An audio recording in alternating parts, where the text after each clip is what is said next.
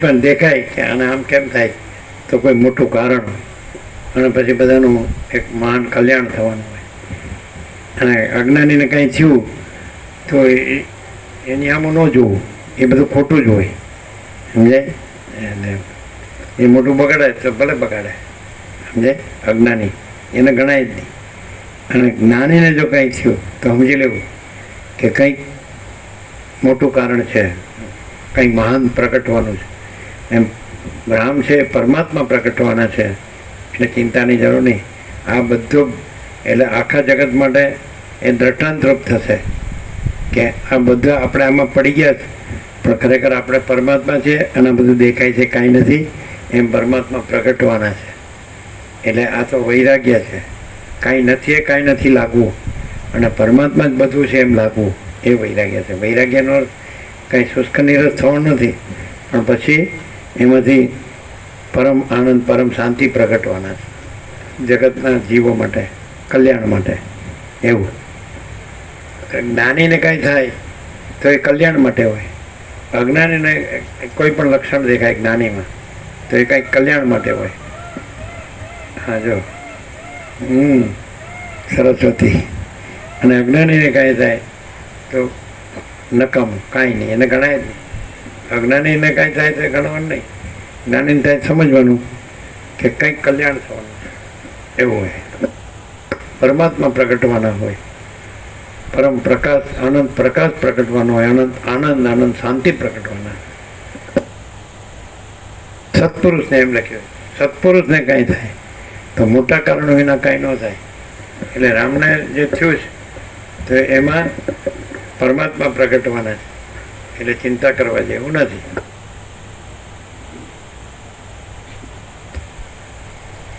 હે રાજા, જેમ બ્રહ્માંડમાં પંચમહાભૂતો સૃષ્ટિના કે સંહારના વેગરૂપી મોટું કારણ ઉત્પન્ન થયા વિના અલ્પ કારણથી વધવા ઘટવારૂપ વિકારને પ્રાપ્ત થતા નથી, તેમ સત્પુરુષો પણ મોટા અને મહત્વના કારણ વિના માત્ર સ્વલ્પ કારણથી કોપ, ખેદ કે મોટા હર્ષરૂપ વિકારને પામતા નથી.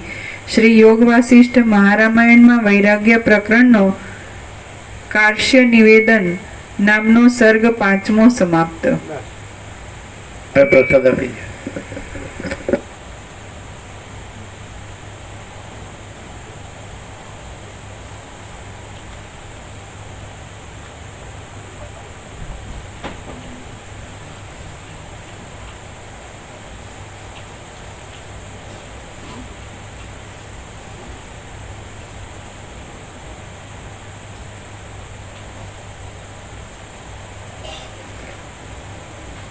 આ પ્રકાશ વગેરે સમજાય.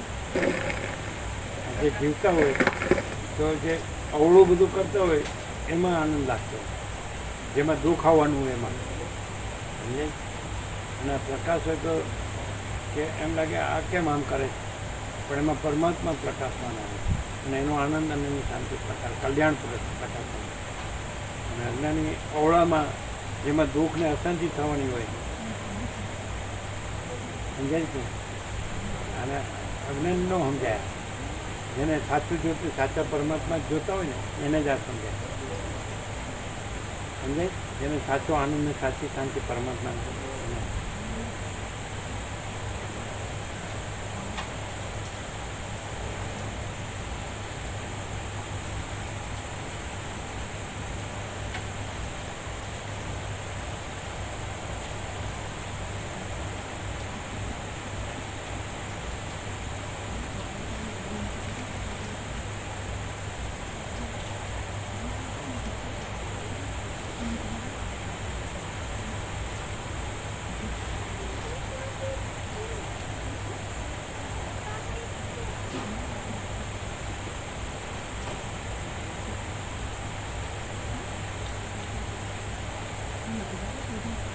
અજ્ઞાન હોય ને તો પૈસાને ભોગવવામાં સુખ શાંતિ કલ્યાણ છે એવું લાગે, અને જ્ઞાન હોય ને તો પરમાત્મામાં જ્ઞાન ને આનંદ ને શાંતિ છે એવું લાગે, સમજે. એટલે આ પ્રકાશથી જ ખબર પડે, એ તો બધું ઊંધું જ મારે.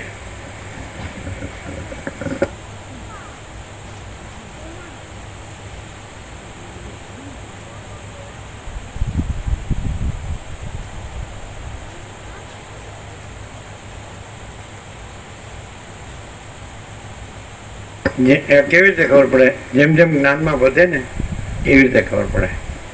પેલું દુઃખ ને અશાંતિને અજ્ઞાનમાં વધે ને એટલે દુઃખ અશાંતિની ખબર પડે, અને પરમાત્માના જ્ઞાનમાં વધે ને એટલે એ જ્ઞાન ને આનંદ ને શાંતિની ખબર પડે. આ તો સૂક્ષ્મ છે એટલે ઉપર ઉપર ચાલતો હોય તો એને ન ખબર પડે, પણ ધીમે ધીમે ડીપ અંદર સૂક્ષ્મ શુદ્ધ અને સૂક્ષ્મ થતો જાય એટલે અનુભવમાં આવે કે આ દેખાતું નથી એ સાચું છે, દેખાય છે એ સાચું નથી. એવું જ્ઞાન ને આનંદ ને શાંતિ દેખાય નહીં પણ એ સાચા છે. પૈસા ને ભોગો દેખાય પણ એ સાચા નથી. એ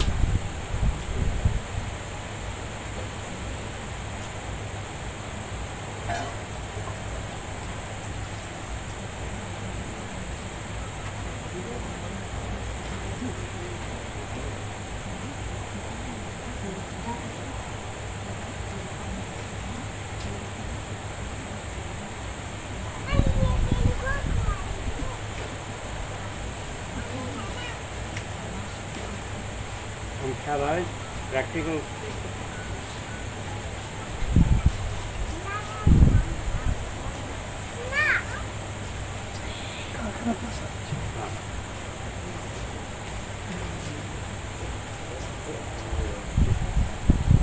ભગવાનજી નેતા નહીં રહે છે, ભગવાનજી નેતા મંગાવે લેવા માટે પ્રસાદ વ્યાપકમાં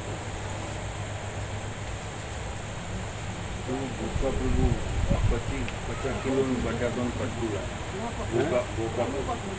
50 કિલો બટાકાનું કટકું લાવે. હા બરાબર.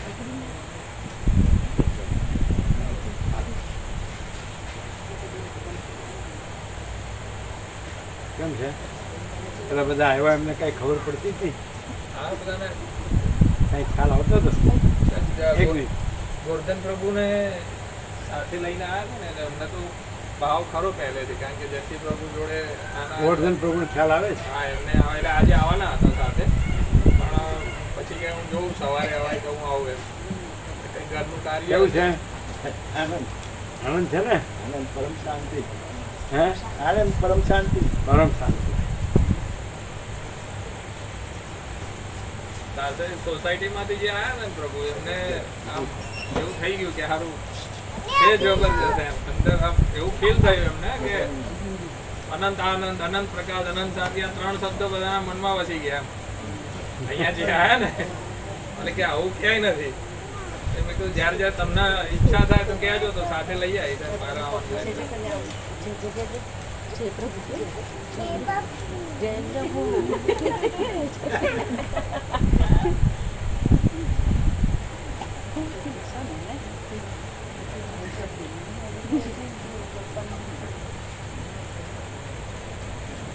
હા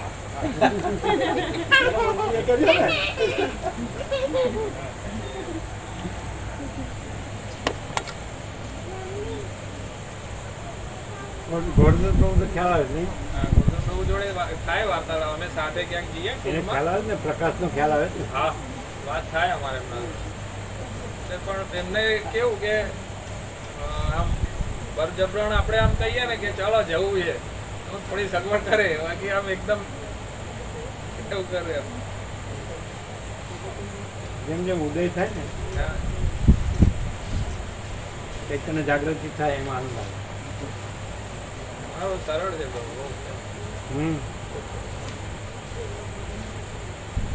બધામાં આત્મા છે, પરમાત્મા છે, અને એ સરળ જ છે.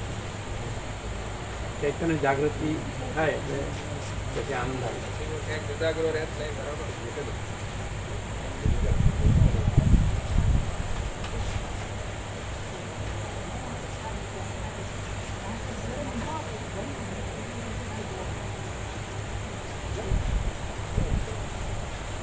દ્રશ્યમાં બધા ખૂટી ગયા છે ને એટલે પ્રકાશની ખબર પડતી નથી.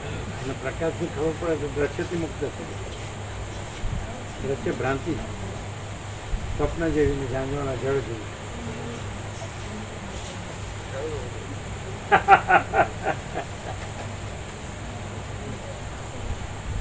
પ્રભુ આ માંડુક્ય કારિકા વંચાય ને એટલે આમાં ખ્યાલ આવે કે આ કશું છે નહીં એમ.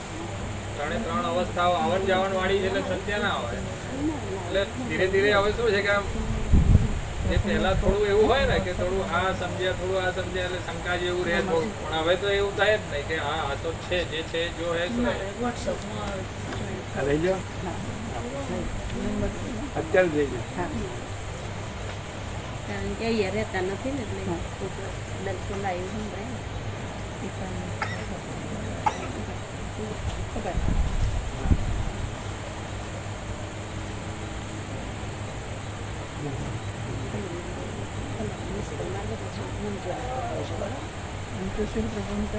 આ બધું અંદર મૂકી દેજો.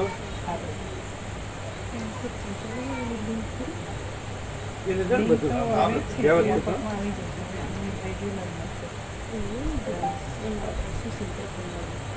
ના અમે મોકલી દઈશું તમારો નંબર સુશીલ પ્રભુ કરી દેશે.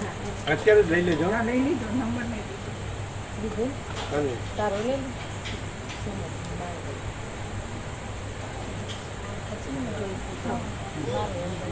તમારો આ છે ને 09722102774 સત્તાણું 10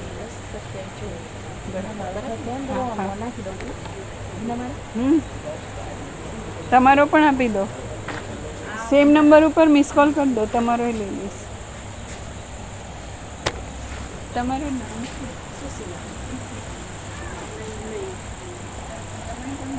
મારું વચ્ચે કે છે આમાં લાગ્યો ને પૂછવા અખંડ પ્રકાશ પરમાત્મા દ્રશ્ય ભ્રાંતિ બી છે. ભ્રાંતિ રાખે છે એટલે બરાબર ખબર પડતી બરાબર અખંડ પ્રકાશ પરમાત્મા નહીં હોય ને એટલે પૂર્ણ બીજું કાંઈક છે લાગે તો કૃપા કહેવાય.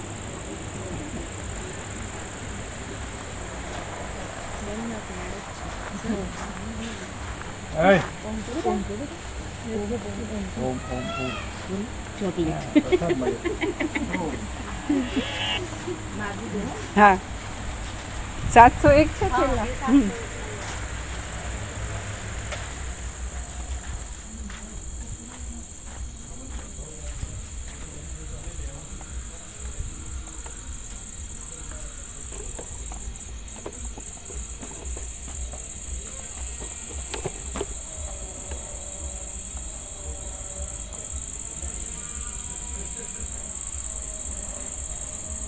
લઈ લેજો વોટ્સઅપમાં. હા લઈ બે ના નૈના માતાજી. હા, હા. હા ગોકા પ્રભુના બેબી. હા